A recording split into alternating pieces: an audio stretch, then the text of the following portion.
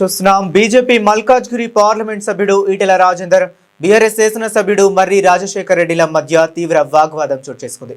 మేడ్చల్ జిల్లా మచ్చబొల్లారంలో railway under bridge నిర్మాణ పనుల శంకుస్థాపన కార్యక్రమంలో ఇరువురు నేతలు పరస్పరం ఆరోపణలు చేసుకున్నారు. వంతెన నిర్మాణానికి నిధులు తెచ్చింది తామంటే తామేనని ఇరువురు నేతలు వాదోపవాదాలకు దిగారు. పరిస్థితి ఉద్రిక్తంగా మారడంతో పోలీసులు జోక్యం చేసుకుని ఇరు వర్గాలను శాంతింపజేశారు. బీజేపీ బీఆర్ఎస్ పార్టీలకు చెందిన నాయకుల మధ్య తీవ్ర వాగ్వాదం జరగడంతో అక్కడ కొంతసేపు గందరగోళ పరిస్థితులు నెలకొన్నాయి. కొందరు నాయకుల మధ్య తోపులాట కూడా జరిగింది. మర్రి రాజశేఖర్ రెడ్డితో వాగ్వాదం జరుగుతున్న సమయంలో ఈటెల రాజేందర్ ఆగ్రహంతో అక్కడ నుంచి వెళ్లిపోయారు.